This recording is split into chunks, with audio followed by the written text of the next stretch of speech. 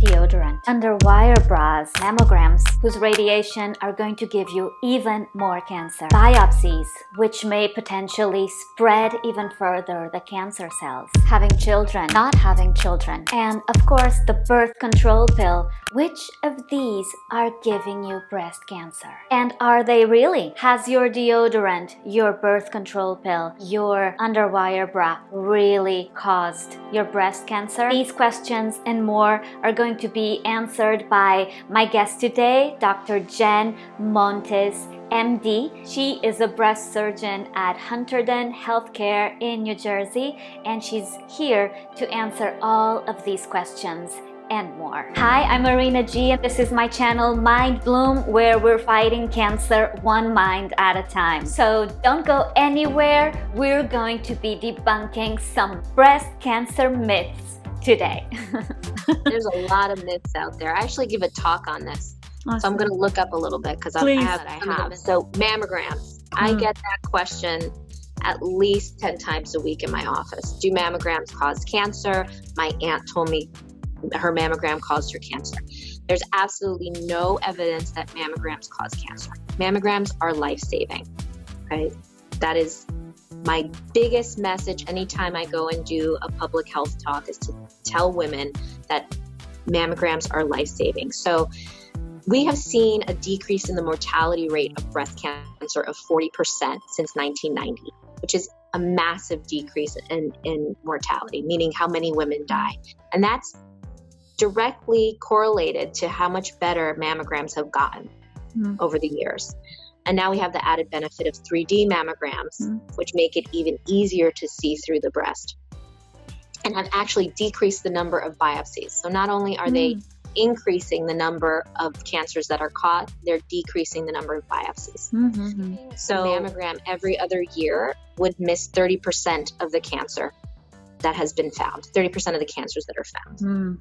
So that's what I got to say about mammograms. They are very, very important. They're the most powerful tool we have to battle breast cancer and find the disease early so that we can provide cures. So deodorant. Yeah. Deodorant gets a bad name. Yeah. There's no hard data that deodorant causes breast cancer. The thought behind that myth is that there's aluminum in breast cancer, and that the aluminum can cause like an estrogen-like hormonal reaction or go in and clog the lymph nodes. There's been no study to show that. That being said, if my patient is, concerned about aluminum and would rather use a natural deodorant, go for it. I have no issue with that, right? So that's kind of my message with a lot of these things. If it's something that causes you pause and feels like you shouldn't be putting it in your body, then don't. What I have issue with is when a young woman comes in with a new diagnosis and blames herself because she did something.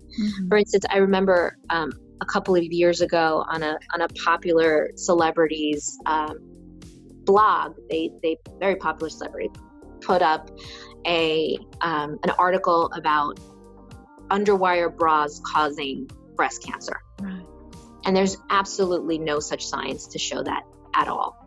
And I remember being angry about it. And my husband said, well, what's the big deal? And I said, the big deal is that I assure you in 2 weeks, somebody's going to come in saying, I've been wearing an underwire bra my whole life.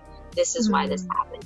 And that's exactly what happened. So it's not necessarily that these myths can hurt people, a lot of them. It's the beliefs that it's our fault that something happened. Yeah. With a lot of them, except mammograms. Mammograms you got to get. Because again, like you were saying before, we are eager to find an answer, right? And usually that answer goes back to us. We did it. We caused it. It's my fault. I should have done this. I shouldn't have done that. And the truth is, it just doesn't work that way. It's not one factor that would cause something to happen, and certainly not the type of bra you wear. All breast cancers are genetic. Yes. Most breast cancers are absolutely sporadic. 85% of women who have breast cancer have no family history of breast cancer. I also get women who come in who are older who say, but I'm too old for breast cancer. I thought this doesn't happen. And the truth is that our risk increases exponentially as we age. Yeah, exactly. But That being said, we're still seeing, like we talked about earlier, a lot of younger women being diagnosed. And oftentimes younger women have more aggressive forms of breast cancer. So again, everything circles back to mammograms. It's just so important. Men can't get breast cancer. Yeah. Men can absolutely get breast cancer at a much lower rate than women because they have less breast tissue. But it's very important for men to be educated on the signs to look for. When men present with breast cancer, they often have the least aggressive form of breast cancer, but it's oftentimes a later stage because they've either ignored it or thought that can't be what this is. So that's a big public health push too, is to get men to recognize those things. Do you have anything on biopsies? Biopsies, I get that a lot too. Breast cancer is not the kind of cancer that can move with a biopsy. Certain types of cancers are, and those cancers we never biopsy. For instance, there's certain kidney cancers that we never do a biopsy of because it can track, and pancreatic cancers, we don't do that through the belly because it can track. So yes, that type of thing exists. It does not exist with breast cancer. It's just not how it works.